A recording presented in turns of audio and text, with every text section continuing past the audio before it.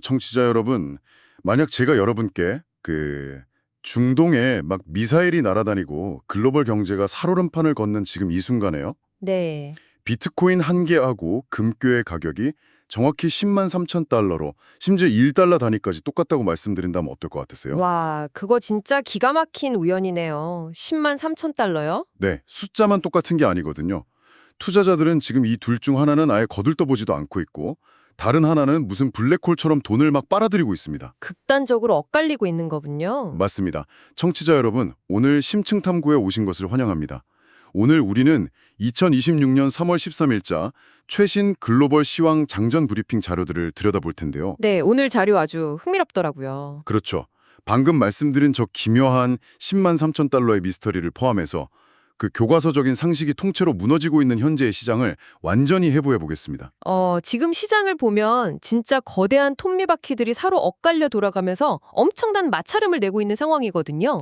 맞아요. 쏟아지는 지표들은 막 서로 모순된 이야기를 하고 있고 투자자들은 진짜 방향을 잃기 딱 좋은 시점이죠. 그래서 오늘 우리의 미션은 명확합니다.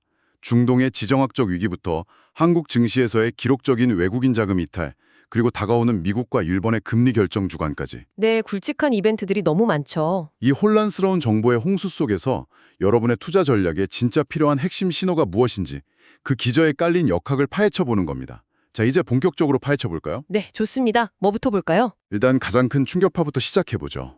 이란의 새 지도자가 호르무즈 지역 봉쇄를 선언했습니다. 아, 올 것이 왔네요. 네, 이 뉴스 한 방에 장중 WTI와 브렌트유가 배럴당 $100를 돌파했고요.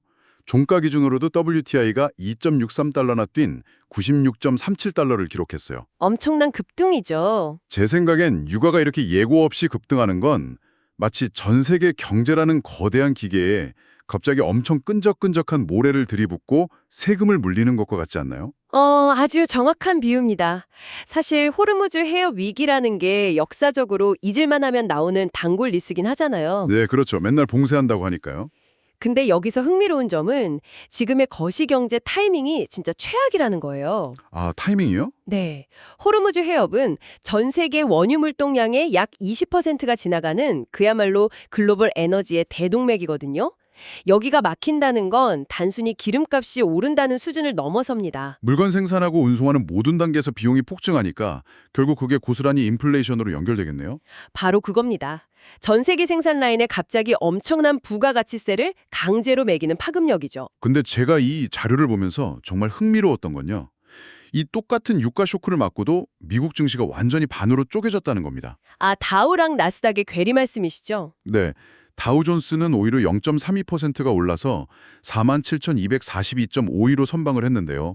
나스닥은 무려 1.78%나 급락하면서 22,716.13으로 주저앉았습니다. 엔비디아나 브로드컴 같은 반도체 ETF들이 아주 박살이 났죠. 그러니까요. 근데 막 단순히 생각하면 유가가 오르면 그 공장을 돌리는 전통산업 중심의 다우존스가 더 직격탄을 맞아야 하는 것 아닌가요? 기술주들은 기름을 직접 엄청나게 쓰는 것도 아니잖아요. 아주 직관적이고 날카로운 의문입니다.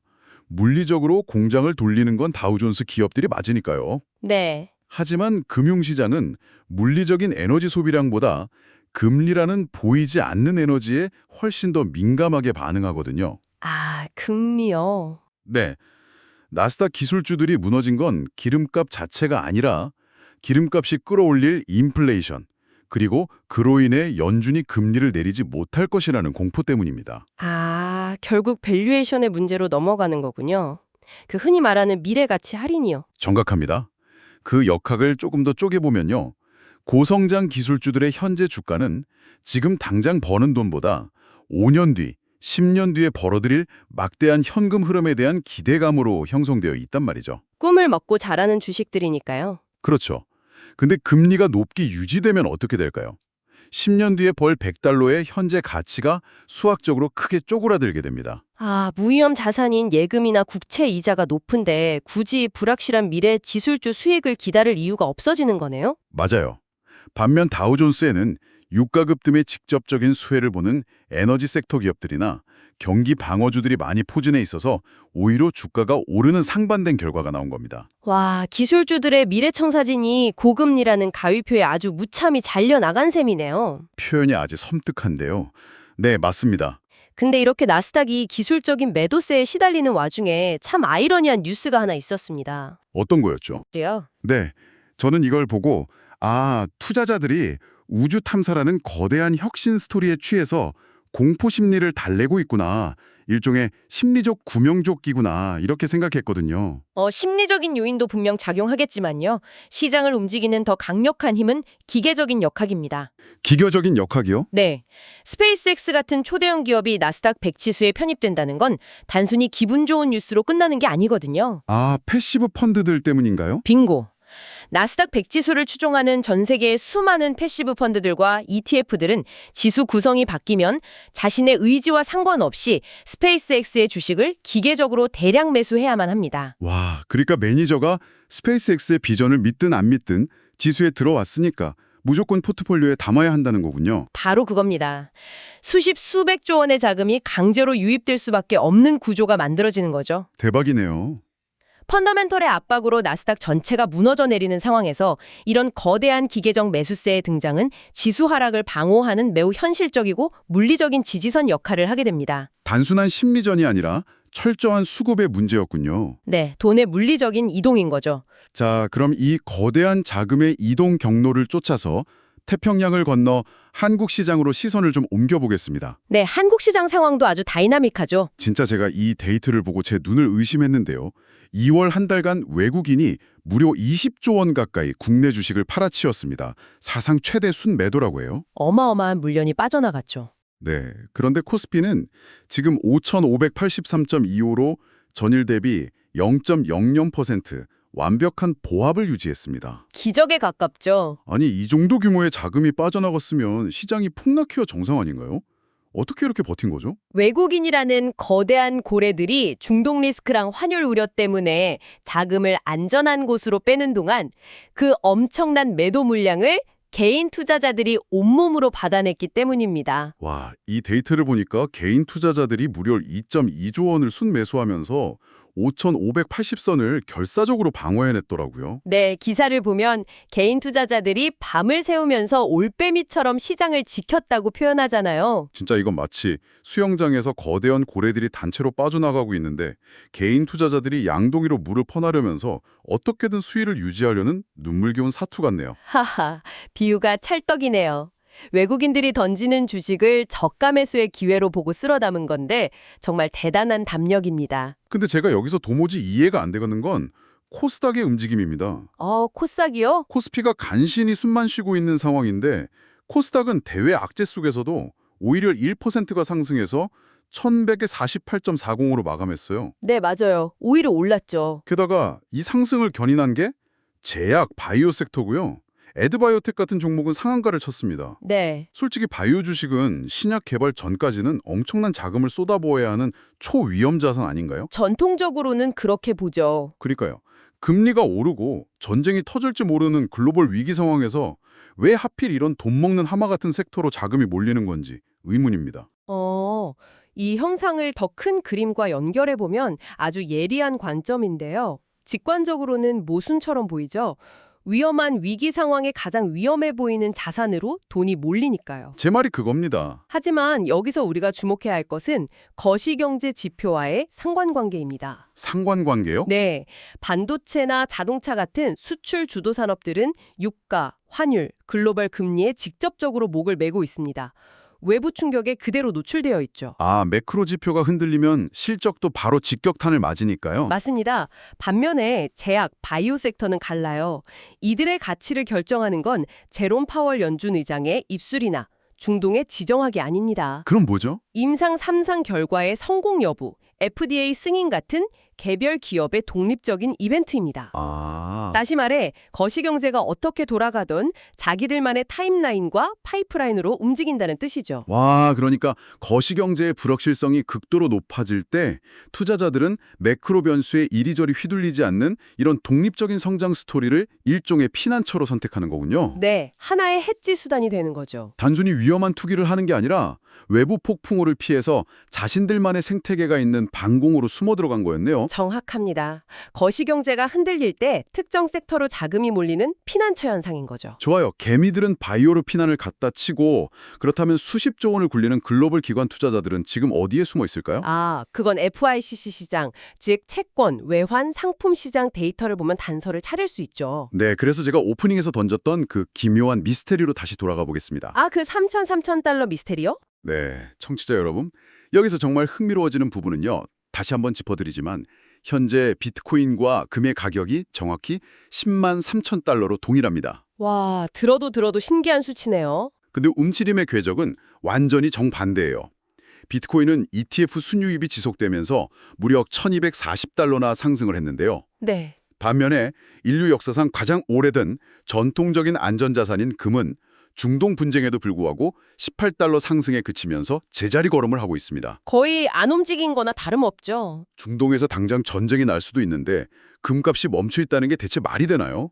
전문가님, 이거 왜 이런 겁니까? 과거의 교과서로는 절대 설명할 수 없는 기이한 현상이죠. 지정학적 위기가 터지면 금값이 폭등하는 게 수십 년간의 공식이었으니까요. 그렇죠. 하지만 지금 금값의 발목을 잡고 있는 건 바로 채권 시장의 수익률입니다. 채권이요? 네. 자료를 보면 미국 10년물 국채 금리가 매파적 FOMC 기조 우려로 지금 OBP 상승해서 4.247%를 기록하고 있어요. 위험 프리미엄이 확대된 거죠. 국채 이자가 4.2%가 넘어가니까 이자가 한 푼도 주지 않는 금의 매력이 상대적으로 확 떨어지는 거군요. 맞습니다. 그 기회비용의 메커니즘이 핵심입니다. 투자자들의 극도로 신중한 접근을 의미하죠. 유가 급등으로 인플레이션 우려가 커지면 연준은 금리를 내릴 수 없고 금리가 높게 유지되면, 즉 돈 자체의 값어치가 비싸지면 무이자 자산인 금을 들고 있을 이유가 옅어지는 겁니다. 투자자들은 전쟁 공포 속에서도 아주 냉정하게 계산기를 두드리면서 국채라는 더 짭짤한 이자를 주는 안전자산을 저울질하고 있는 거네요. 네, 아주 정확합니다. 반면에 비트코인은 위험자산 선호 심리가 일부 회복된 결과라고 봐야 할 텐데 이건 어떻게 해석해야 하죠? 비트코인은 현재 지정학적 리스크보다 더 강력한 구조적 변화를 겪고 있는 겁니다. 현물 ETF 승인 이후에 제도권 자금이 기계적으로 유입되는 단계에 있다는 점이죠. 그 패시브 자금이요? 네. 전쟁이 나든 안 나든 자산운용사들의 포트폴리오 편입 수요라는 거대한 구조적 매수세가 이 거시적인 불안감을 뚫고 올라가는 힘으로 작용하고 있는 겁니다. 와, 금은 국채 이자율 눈치를 보느라 꼼짝 못하고 있는데 비트코인은 ETF라는 새로운 파이프라인을 타고 홀로 질주하고 있다. 이 대비가 정말 극적이네요. 네, 시장의 복합적인 심리가 그대로 녹아있는 결과죠. 근데 전문가님, FACC 시장에서 저를 혼란스럽게 만드는 게 딱 하나 더 있습니다. 어떤 지표인가요? 바로 환율입니다. 아까 우리가 한국 증시에서 외국인이 20조 원이나 주식을 팔고 나갔다고 했잖아요. 네, 기록적인 매도세였죠. 전쟁 리스크도 커졌고요.